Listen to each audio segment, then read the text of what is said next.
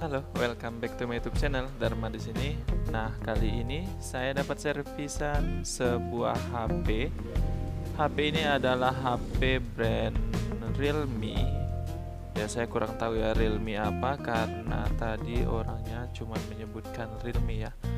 Saya juga tidak perlu menanyakan lebih dalam karena HP ini hanya rusak pada bagian LCD-nya. Tapi LCD-nya nggak rusak sih, cuman lemnya aja yang lepas. Namun dalam video kali ini saya tidak akan membuat sebuah video tutorial karena kasus ini adalah kasus yang sangat ringan ya, karena LCD ini tinggal kita lem aja sudah selesai. Namun dalam video kali ini saya akan bercerita ya sedikit tentang bagaimana sih itu dunia teknisi untuk kalian yang mungkin ingin bergelut di dunia teknisi bisa menonton video ini. Nah, namun sebelum menonton video ini, alangkah baiknya kalian support dulu video ini atau channel ini agar channel ini makin berkembang ke depannya, makin bermanfaat ke depannya, dan makin berkembang konten-kontennya dan dapat menginspirasi banyak teknisi-teknisi baru ya. Oke, langsung saja kita masuk ke pembahasan videonya. Nah, kenapa saya tergelitik untuk membuat video ini? Karena ada beberapa dari teman-teman yang menanyakan kepada saya bahwasanya enak ya sudah jadi teknisi, kursus di mana sih dulu? Enak ya sudah jadi pengusaha atau sudah punya usaha sendiri, belajar di mana dulu? Kursus atau belajar secara otodidak. Nah, pertanyaan-pertanyaan itu yang akan saya bahas di video ini. Nah, saat mendapat pertanyaan seperti ini, saya akan biasanya balik tanya ya, emangnya kamu kerja di mana sih? Emangnya kerja apa? Emang tahu dari mana sih punya usaha sendiri tuh enak ya? Karena pada dasarnya semua pekerjaan itu memiliki baik dan buruknya, enak dan tidaknya ya. Begitu juga kalian yang mungkin masih kerja sama orang itu pasti memiliki baik dan buruknya, enak dan tidaknya.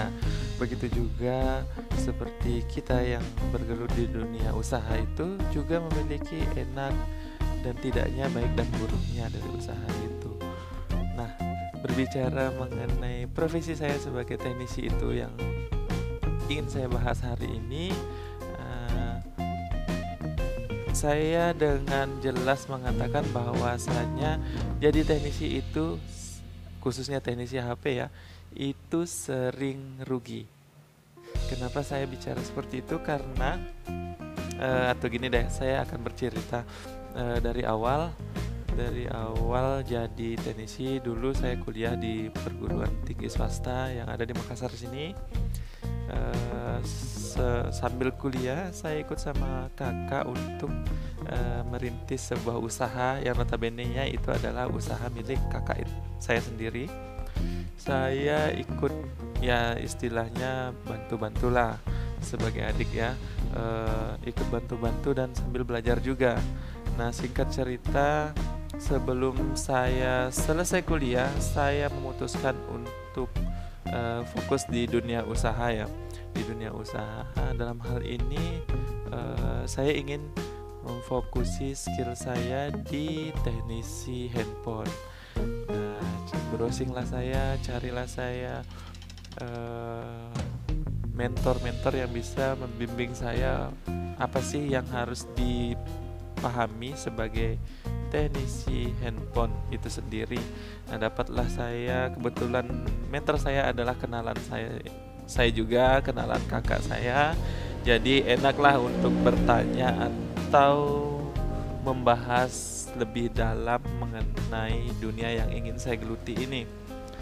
Nah, singkat cerita saya langsung deal sama beliau untuk mengajari saya privat sama beliau.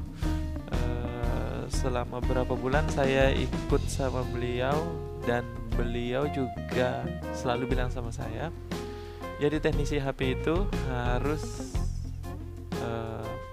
mau selalu untuk belajar, atau apa ya, selalu belajar lah, selalu mempelajari hal-hal yang baru.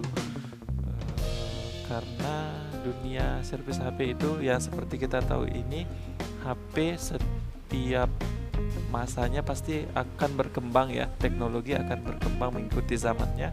Jadi kita sebagai teknisi juga harus mempelajari hal-hal baru. Nah, itu hal yang pertama yang harus kita tanamkan. Yang kedua yang saya bilang tadi, jadi teknisi HP itu sering rugi ya. Sering rugi, bukan keseringan rugi sih. Sering rugi, terkadang rugi. Karena pada awalnya sih, ini saya mungkin kisah saya juga dapat berbeda ya dengan orang-orang lain.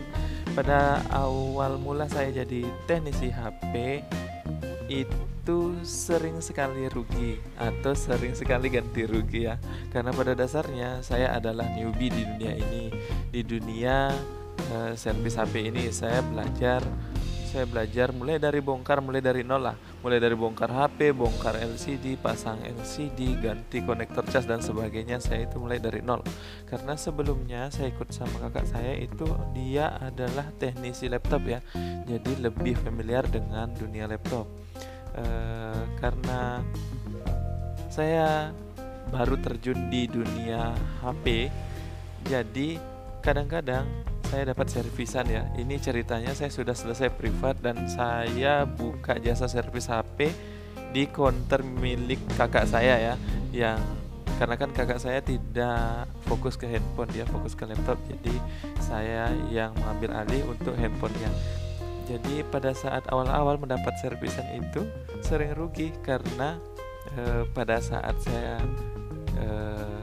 ganti konektor, khususnya ada beberapa brand HP yang mengharuskan kita untuk membuka LCD sebelum dapat mencabut mesinnya ya, artinya mesinnya itu dibuka dari depan gitu, dari LCD.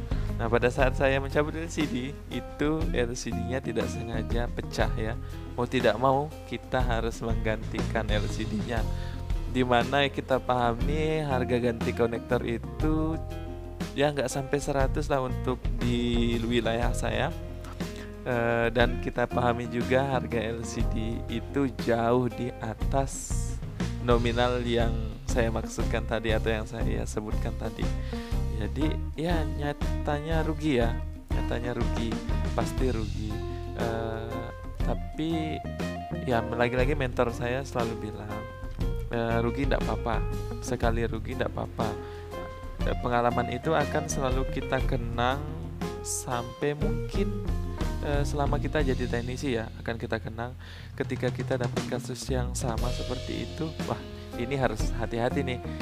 Dulu saya pernah pecahin LCD-nya, sekarang nggak boleh pecah lagi dong, kan seperti itu.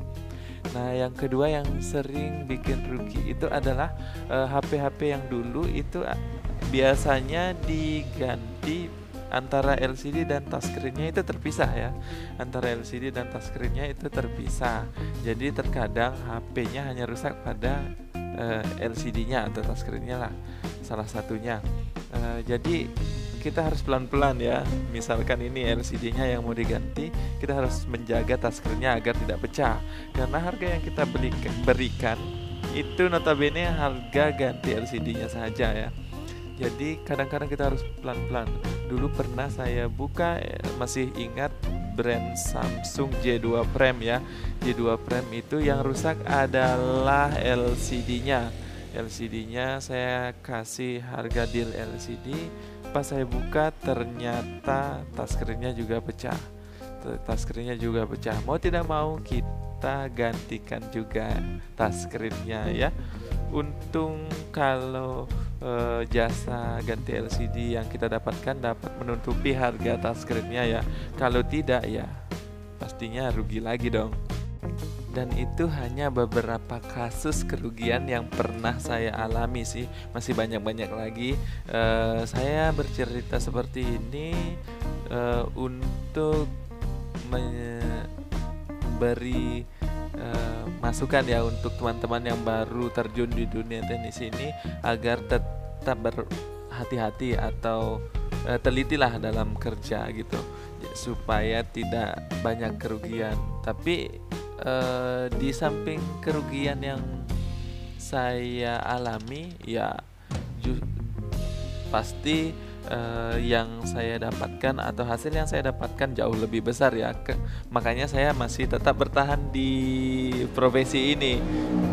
Mungkin kalau saya rugi terus, nggak mungkin sih bertahan di profesi ini gitu.